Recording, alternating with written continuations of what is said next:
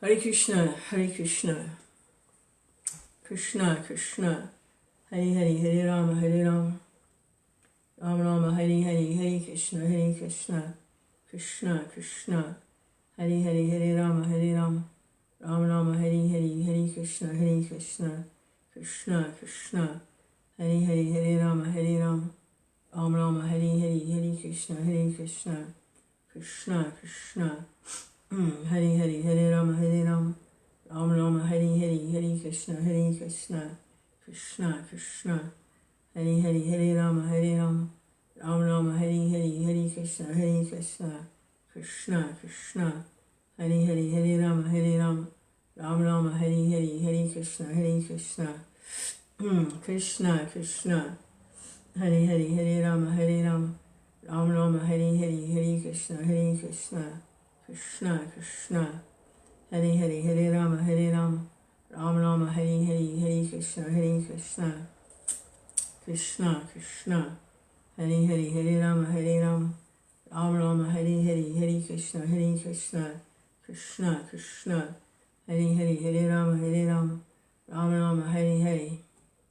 Okay, we need to have a talk.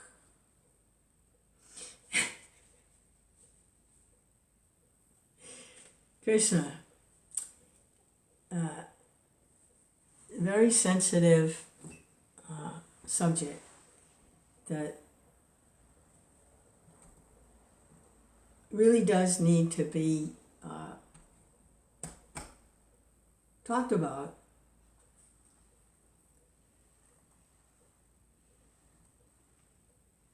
And made very clear.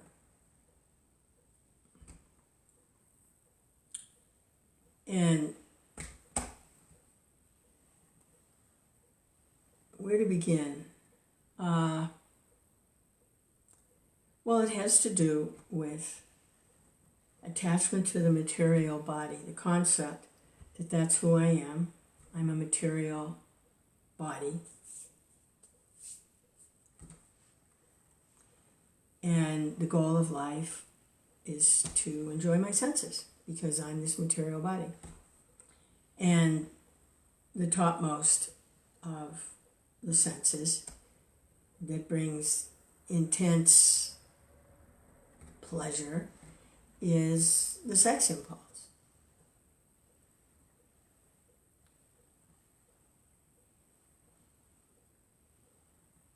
Very, very overpowering. People do all kinds of ridiculous things. They become captivated by sex desire. They can't think. They can't think straight. They don't care. They don't want to think. It's a very powerful desire.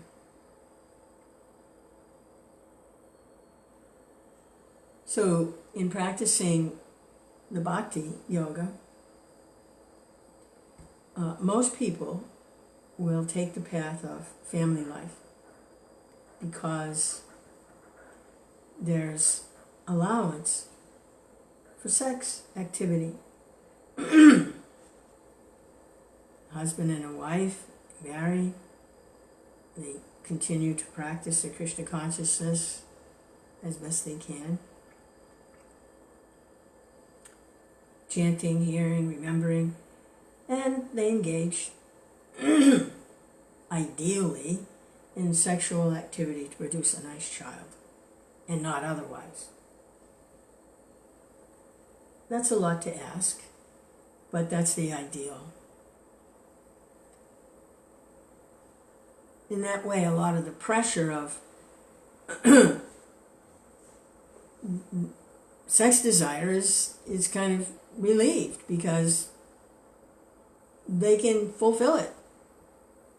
They can engage in sexual activity. And Krishna says, I am sex, which isn't contrary to religious principles.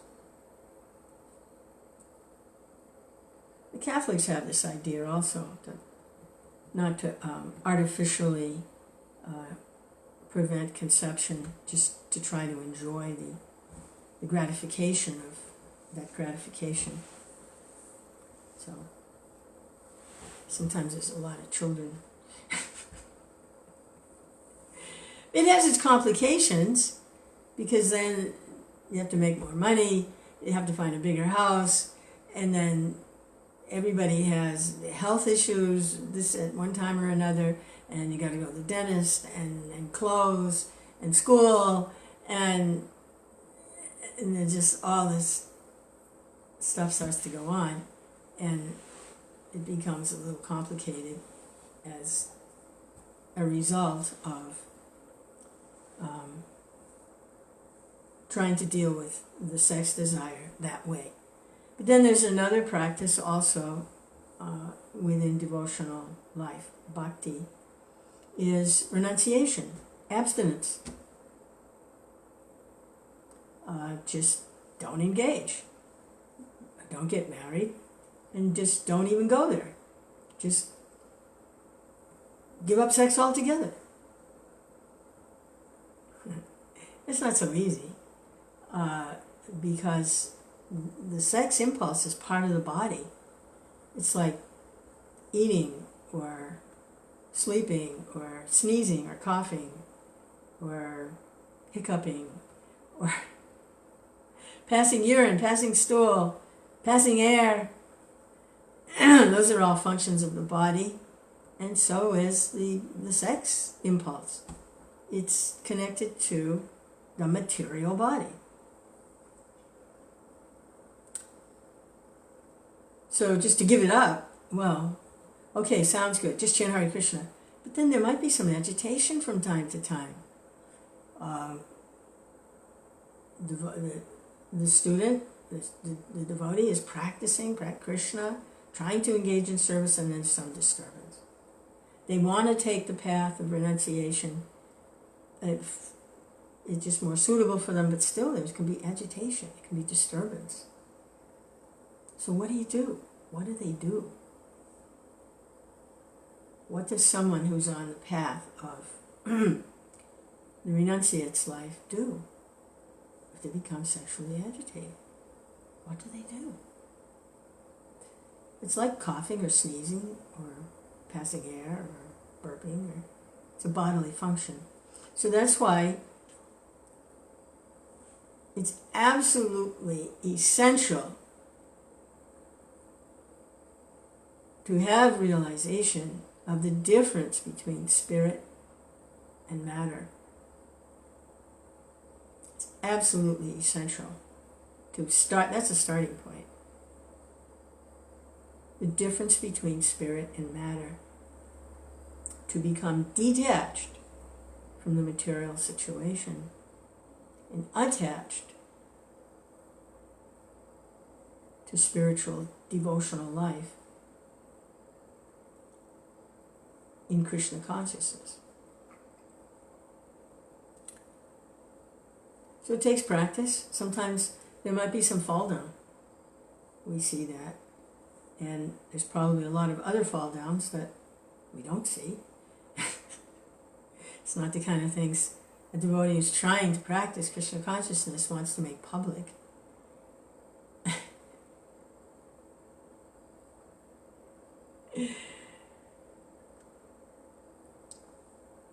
But it can take quite a while to get to that point of recognizing when these kinds of agitations are starting and to cut them back. Like, been there, done that, don't have to go there. Krishna, that's just part of the body. I'm not the body, I'm spirit. Where's Krishna?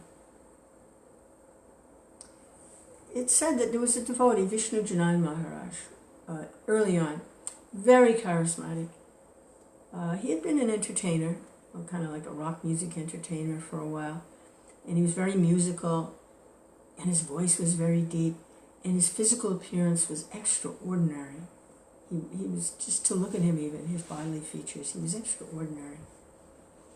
It's like from another planet or something. And people were attracted to him, like,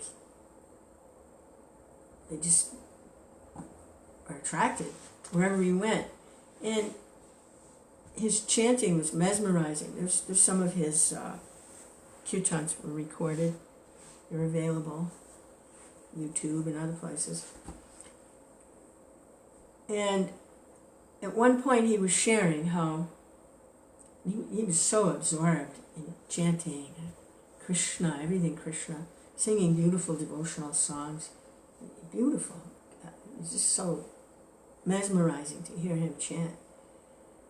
It wasn't entertainment, it was him, the soul, calling for Krishna. You knew he had some realizations of Godhead. You knew he had some transcendence. You knew he was off the bodily platform. And he was sharing at one point how he was getting distracted, and he was thinking of, I don't know what he said he was thinking of, probably a woman or something like that, because that, he was thinking of maybe he could enjoy like that or something. He was getting distracted. And then he heard the conch shell in the temple blow, and he heard the bells ringing. And immediately he snapped out of it. It was like, what am I doing? I don't want to go there. I want to go there. I want Krishna. I don't want that. And so he could make that leap. He didn't have to go there. Get all entangled and agitated. And he didn't have to go there. So that's actually essential to actually practicing Krishna consciousness. This is what happens internally, to be able to recognize when the disturbances are coming and I don't have to go there. For most of us, we've already been there and done that. We know it's just a bodily function. And it's like, who cares? I've already done that. Like, I don't know how many times. I think that's what happens in household life too. Of course, I'm just an observer because I'm more like the renunciate type. But I think although, they go like to a honeymoon stage and then they take on all the responsibilities of household life and family and everything. And then they reach the conclusion, well, wait a minute, it's just a bodily function. It's not some big, glorious, glamorous adventure. It's just like burping or farting or sneezing or coughing. It's a bodily function. And to expand that out, I don't want to offend anybody. I seem really good at doing that, especially lately. But also considering conceiving a child. This is the purpose of the sex, is to conceive a child. So if the husband and wife are elevated, then before they engage in sex activity, which is a bodily function, they will perform certain samskaras, sacrifices, austerities. They'll chant extra rounds, prepare special prasadam, and pray to the Lord to attract a suitable soul to take birth so that they will have some service and they can have a Krishna conscious child. And they take that as their service. That's if they're elevated. That's ideal. So that the children aren't born out of just some lusty sexual thing, hopefully. Material kind of bodily function thing. There's the spiritual element. But the actual giving birth, it's just like passing stool. It's a bodily function. It's like injecting the semen. It comes out of the same place urine comes. And passing stool, and it's the opening is right near where the baby comes out. This is like passing stool. And the baby's body, it's a stool body. But of course, if there's the spiritual element, the whole thing is spiritualized. But without that spiritual element, then it's like passing stool. Big lump of something or other comes out. Says I don't want to offend anybody. I swear. But just trying to look at these things to get some perspective on how important it is to be able to distinguish between spirit and matter, to be able to understand what is a material, physical, bodily function, and then become free from identifying with that, being captivated by it, to be able to enter into what are the spiritual bodily functions.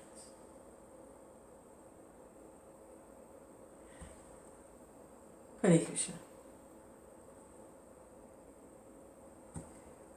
Krishna Chaitanya Prabhu Nityananda Shri Advaita Gadadhara. As long as we're preoccupied with the material bodily functions, we won't have access to the spiritual bodily functions. So we're practicing. Hare Krishna, Krishna Krishna, Hare Hare, Hare Rama, Hare Rama. So I was thinking, well, what is this sex desire anyway? What is it? Why is it so strong? Why does it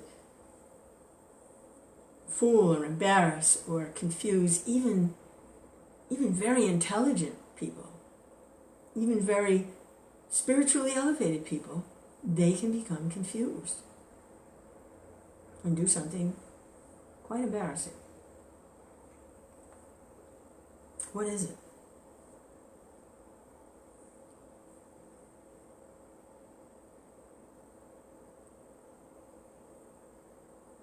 It's a desire for a loving relationship with Krishna.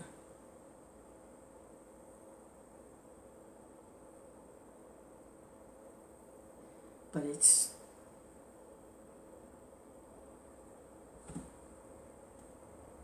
directed in the wrong direction.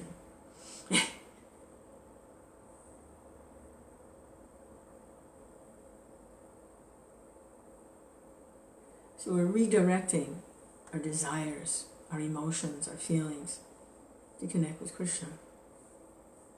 You can't see Krishna with material eyes. So most of the world don't even think Krishna exists. They think it's a myth or fairy tale or opiate for the masses, or they don't even think Krishna exists.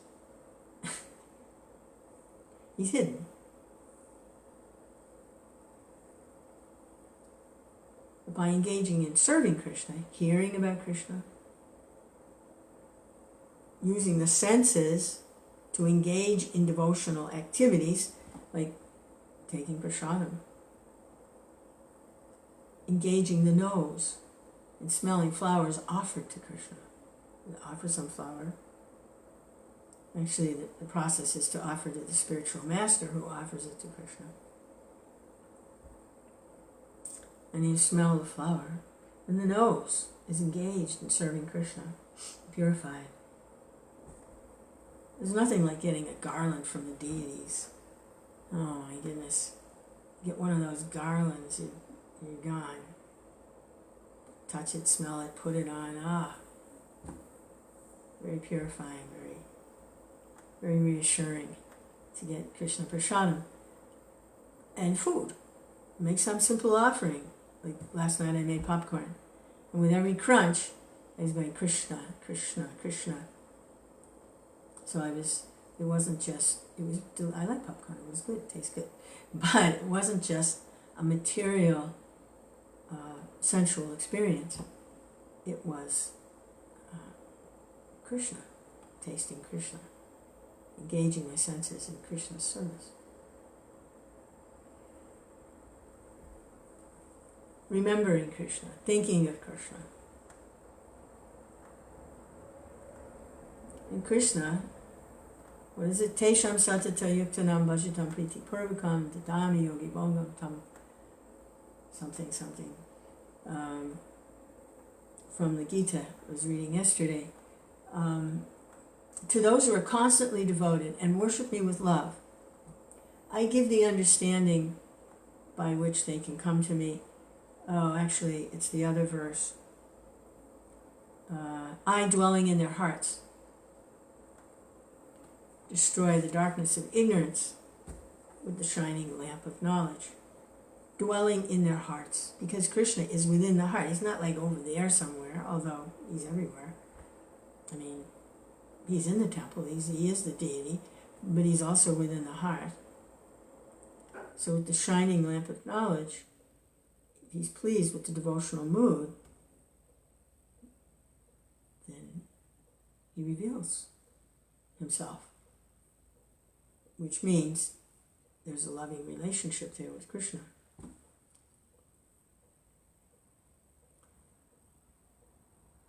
It's like if you have a good relationship with a very rich person, you got it made,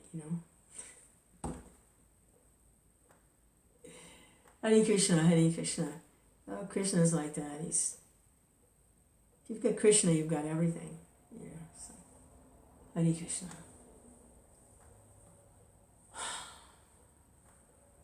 So, in order to get there, it's essential to become detached from identifying with the material body and mind. Become able to distinguish the difference between spirit and matter.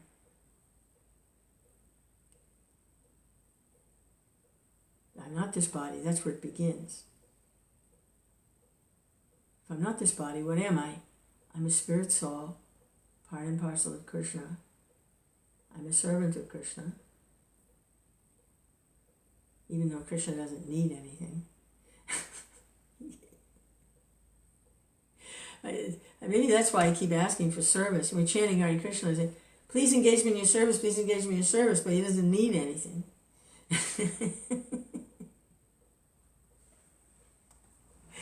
So, Hare Krishna. So what will make you happy?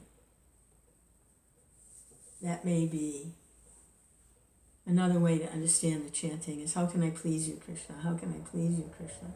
How can I please you, Krishna? And what pleases Krishna is to see that the devotee is his servant, is remembering him, glorifying him, praying to him,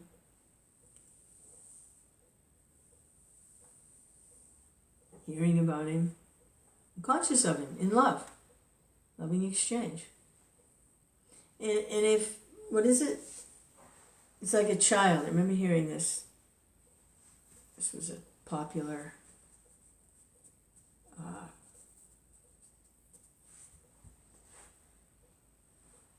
sentence or two years ago, is that, I don't know if I hear it so much now, but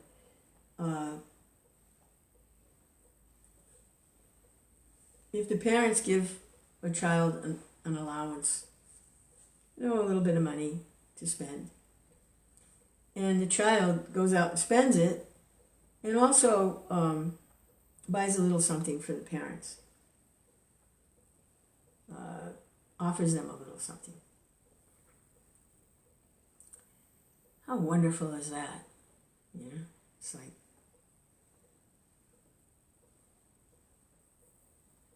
you brought me a little something? because it's an expression of love. A parent doesn't need the gumball.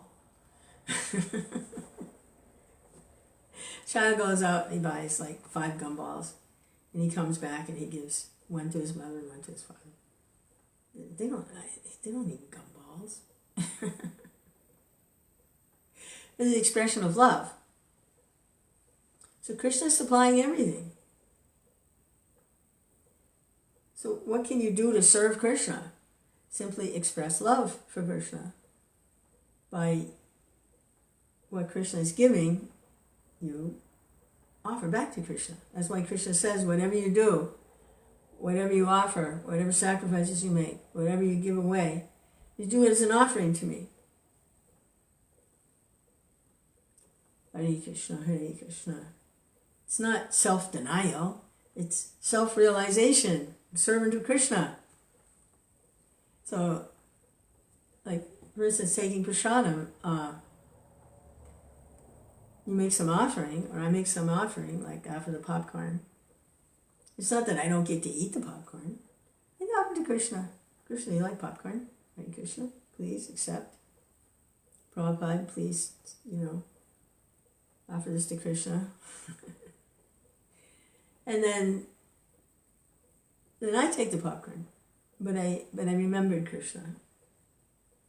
And he showed my loving appreciation to the Lord by doing that. I didn't just take it and eat it. I remembered my friend, Krishna. So we're practicing this bhakti yoga. Krishna Chaitanya, Krishna Chaitanya, Krishna Chaitanya, Krishna Chaitanya. And chipping away, chip, chip, chip, at being able to remain detached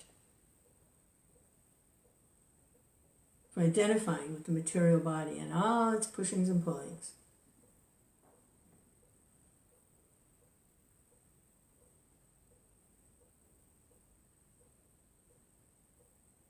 It's not that the desires and the feelings and the emotions have to be denied. That's the path of the impersonalist. The nothingness path. No, they're just misdirected into the illusory energy, into temporary illusory forms. So when they're redirected to Krishna, become more Krishna conscious, all these different feelings and emotions and desires become spiritualized in relationship to Krishna.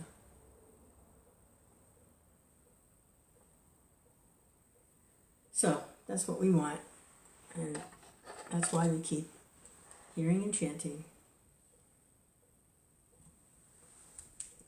So I read a little something from Bhagavad Gita, and then something about Krishna. This is Krishna instructing Arjuna, and Arjuna has asked to see the universal form of the Lord. It's chapter 11. And he's in the middle of his hair standing on end and seeing all this wondrous things, because Krishna was there. He's a cousin. He's cousins. Yeah. How are they related? Arjuna's mother is Krishna's father's sister. So Krishna's father and Arjuna's mother, brother and sister. Kunti is the sister of Vasudeva, Krishna's father. So he's his cousin.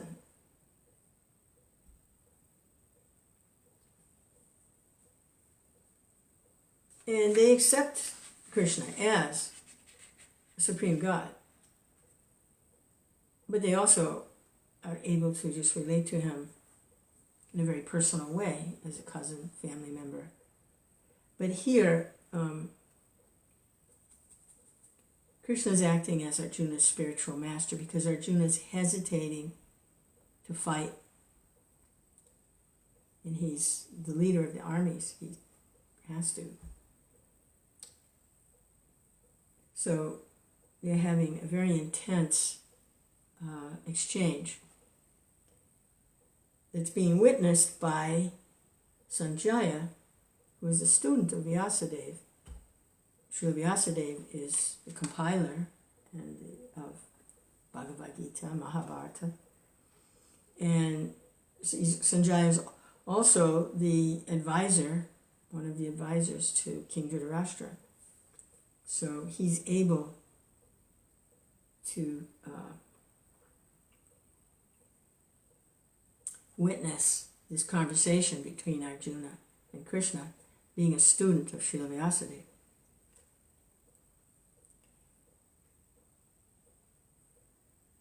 Okay, so Arjuna is seeing the original, the universal form. It's very overwhelming.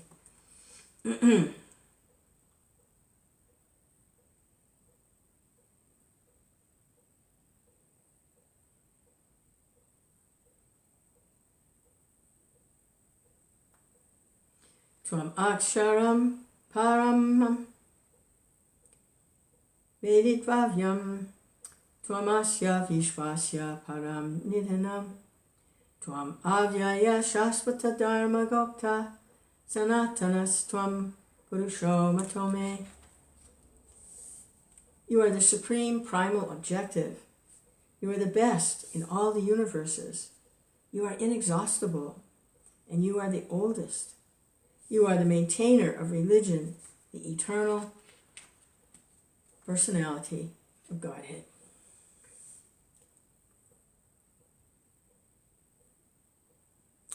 Anadi madyantam ananta viryam ananta bahum shashi shurya netram pasyami tvam dipta hutasa vaktram swatejasa vishvam idam tapantam. You are the origin without beginning, middle, or end.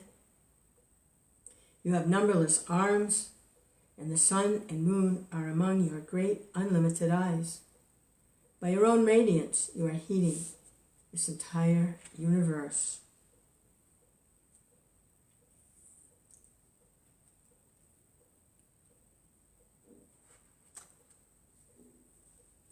Krishna. Tvam ar tritivyur idam antaram hi vyaptam jakena disascha sarva drisvad bhutam rupam ugram tabedam lokatrayam prayatitam mahatman. Although you are one, you are spread throughout the sky and the planets and all space between. O Great One, as I behold this terrible form, I see all the planetary systems are perplexed.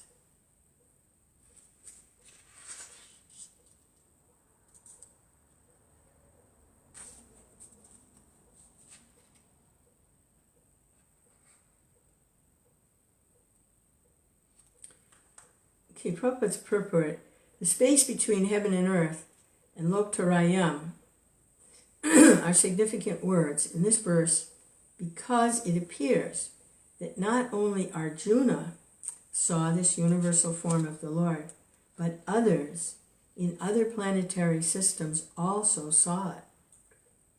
The vision was not a dream. All who were spiritually awake with the divine vision saw it.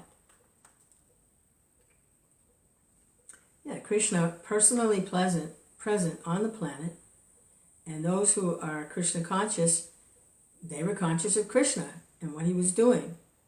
So they also saw this universal form when he displayed it. Interesting.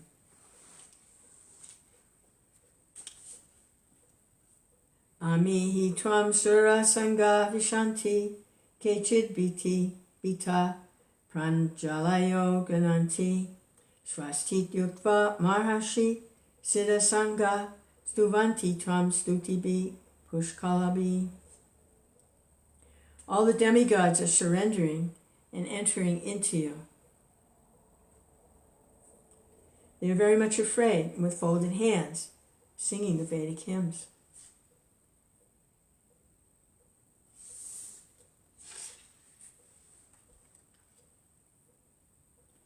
Rudraditya Vasavo Ye Cha Satya Vishvesmino Marutascho Mapascha Gandharvayat Shura Siddha Sangha Vikshante Tvam Vishmitas Chaiva Sarve. The different manifestations of Lord Shiva, the Adityas, the Vasus, the Sadyas, and the Vishvadevas, the two Asvins, the Maruts, the forefathers, the Gandharvas, the Yakshas, Asuras, and all perfected demigods are beholding you in wonder. So not only Arjuna saw that form, but everyone who was spiritually awake also, when Krishna displayed it, they all saw it. Rupam Mahate Bahu Vaktra Netram Mahabaho Bahu Bahurupadam Bahudaram Bahudamstra Karalam Krispaloka Prayatitas Tataham. Yeah, when Krishna would be killing a demon, the demigods would come and shower flowers. How did they know he was killing a demon? Because they were watching Krishna. So now they're seeing Krishna on the battlefield with Arjuna, and they're seeing him display this universal form, or reveal. So, O mighty armed one, all the planets with their demigods are disturbed at seeing your many faces, eyes, arms, bellies, and legs, and your terrible teeth. And as they are disturbed, so am I. Hare Krishna, Hare Krishna, Krishna, Krishna. Frightening to see that. Absolutely frightening.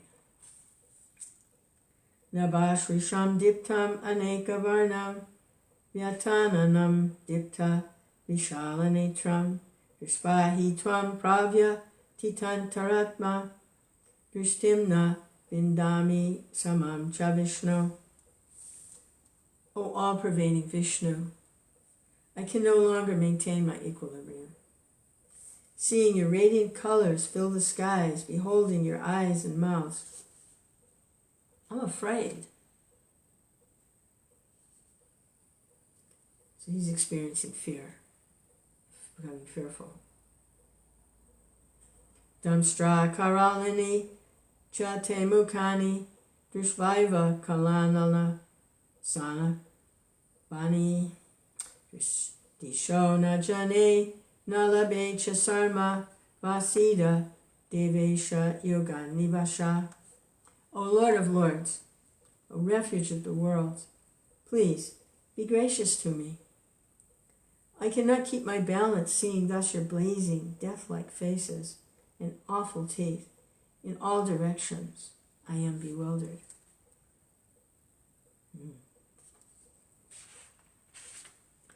Amicha tvam dhritarashtrasya putra sarve sahaiva nanipala sangai Bhishmo drona sutta putrastatasho sahasmadiyar apiyoda mukyai Vaktrani te tvara mana vishanti Damstra karalani bayanani kani Kechid vilagna dashanantareshu sandrishante shrinitar utamangai. All the sons of Dhritarashtra, along with their allied kings, and Bhishma, Drona, and Karna, and all our soldiers are rushing into your mouths, their heads smashed by your fearful teeth. I see some are being crushed between your teeth as well.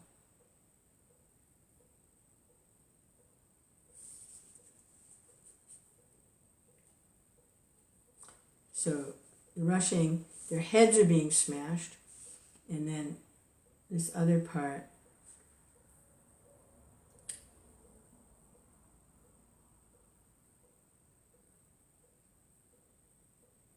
okay, so they're being crushed in their bodies, and some of them their heads. Krishna.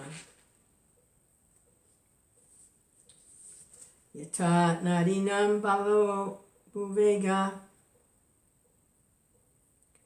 samudra eva vimukha dravanti tata tavami naraloka vira vishanti vaktranya vivalanti.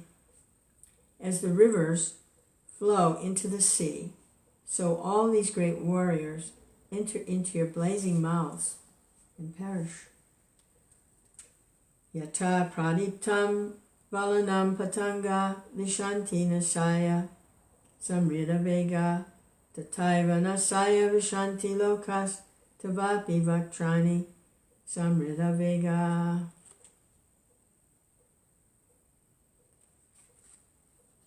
It's interesting because later on, or it's not described specifically here in the Bhagavad Gita section of the Mahabharata, but in the Mahabharata, it describes exactly how these different leaders and warriors were killed, how Bhishma was killed, how Drona and Karna, how they were all killed. And like Arjuna actually killed Bhishma, shot him full of arrows. But here he's saying that Bhishma was being crushed by the teeth of Krishna. Hare Krishna. So Arjuna was the agent of Krishna.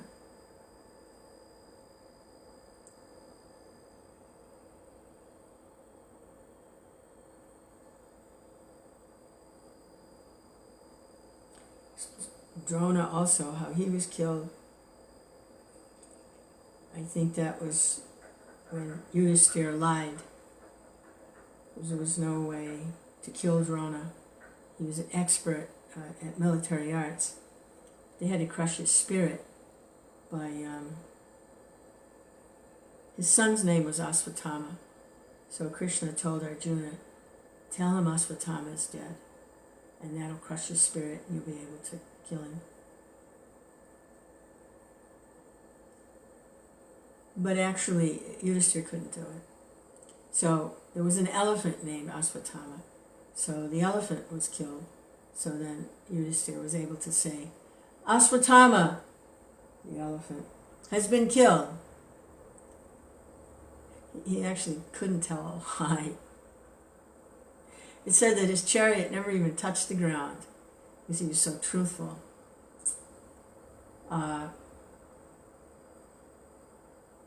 Until he did that, and then his chariot touched the ground. Which is interesting that Yudhisthira was so truthful, his chariot wouldn't touch the ground. But he was inclined to accept a challenge for a gambling match. So usually gambling and truthfulness, they don't go well together. Earlier in the Gita, Krishna says, I am the gambling of cheats. The gambling itself is a kind of cheating. People gamble because they want to get something for nothing. They don't want to earn it. So they devise some trick to try and get it.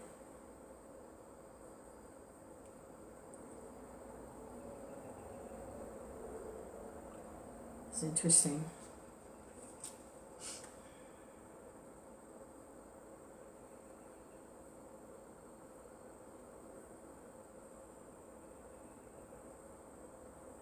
Okay, Prabhupada's purport. In a previous verse, the Lord promised to show Arjuna things he would be very interested in seeing. Now Arjuna sees that the leaders of the opposite party, Bhishma, Drona, Karna, and all the sons of Dhritarashtra, and their soldiers, and Arjuna's own soldiers, are all being annihilated. This is an indication that Arjuna will emerge victorious in battle, despite heavy losses on both sides. It is also mentioned here that Bhishma, who is supposed to be unconquerable, will also be smashed. So also Karna. Not only will the great warriors of the other party like Bhishma be smashed, but some of the great warriors of Arjuna's side also.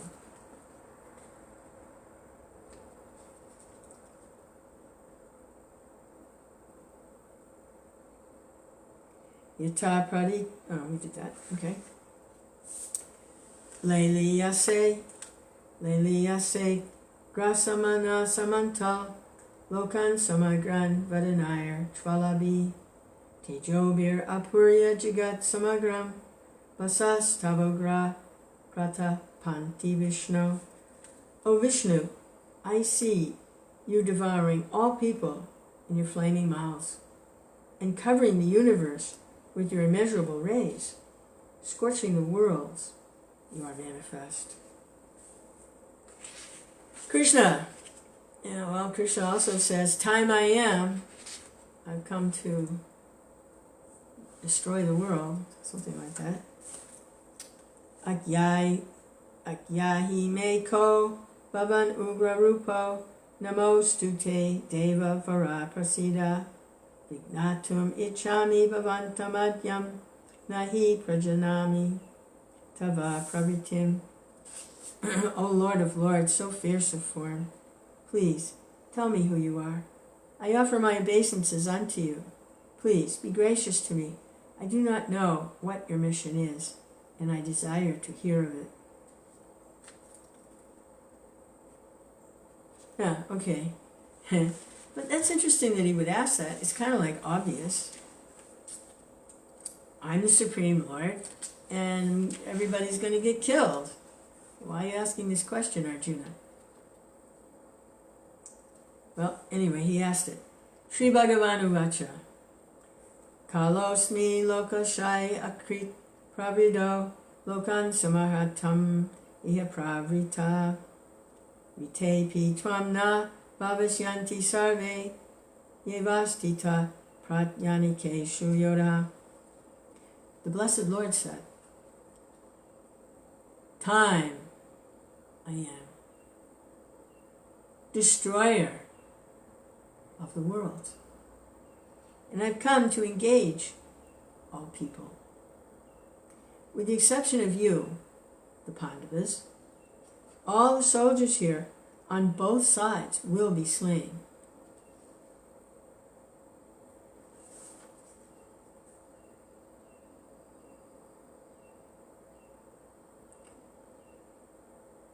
Oh, Krishna.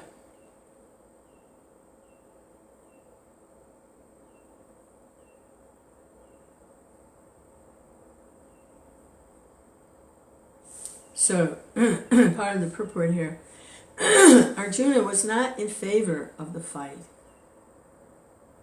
And he thought it was better not to fight. Then there would be no frustration. In reply, the Lord is saying that even if he did not fight, every one of them would be destroyed. For that is his plan. If he stopped fighting, they would die another way. Death cannot be checked, even if he did not fight. In fact, they're already dead.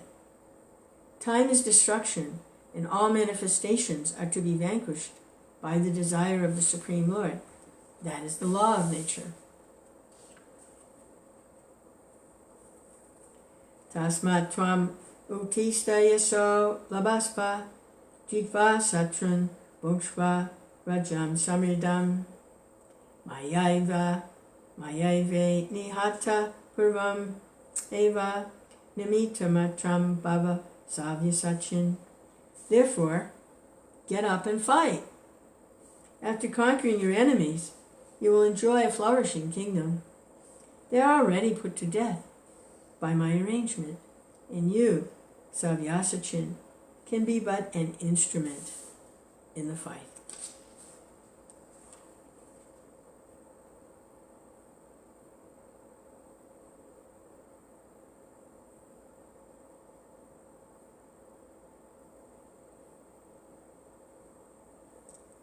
Dronam cha bhishmam cha jayadratam cha karnam tatanyan api yoda viran maya hatam tvam jahima vyatishta yudashva jetasi rane sapatnan. Blessed Lord said, all the great warriors, Drona, Bhishma, Jayadratha, Karna, already destroyed. Simply fight, you will vanquish your enemies.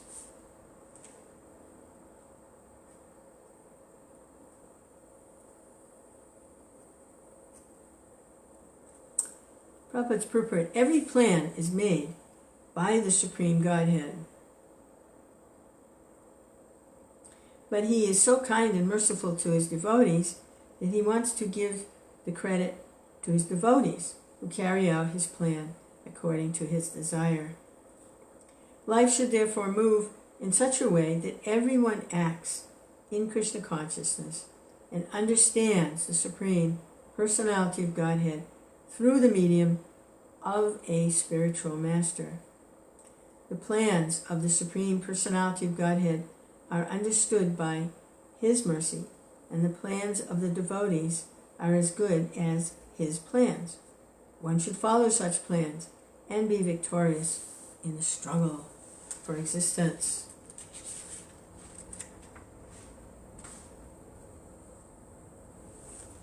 Okay, so Sanjaya says,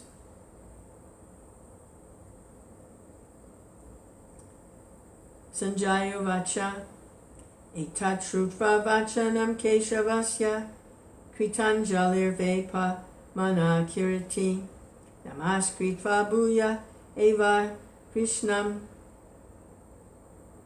sagad gadambita Vita pranamya.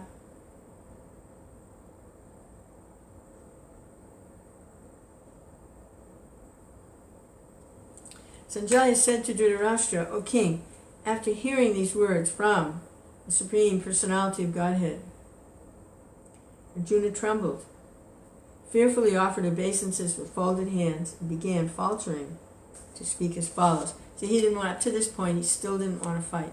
But now Krishna's telling him, that's what I want you to do.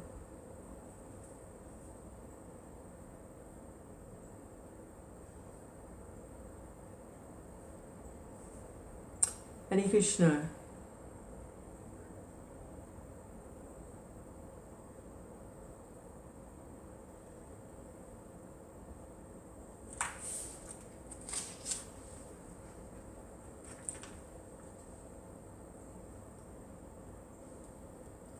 Arjuna vacha stane rishikesha tava prikicha jagat prahashyat yanura jayate rakshamshi bitani disho dravanti sarve namasyanti cha siddhasanga.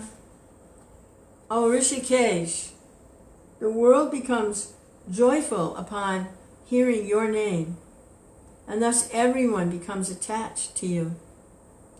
Although the perfected beings offer you their respectful homage, the demons are afraid and they flee here and there. All this is rightly done.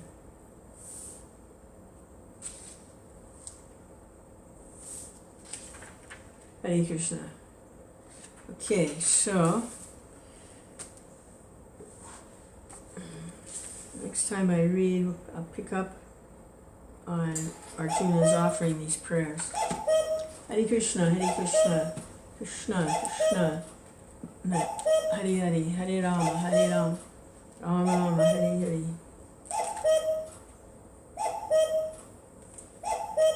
Okay, I think I'm going to leave it at that and maybe take a little prasadam and then do a little office work and then chant a little more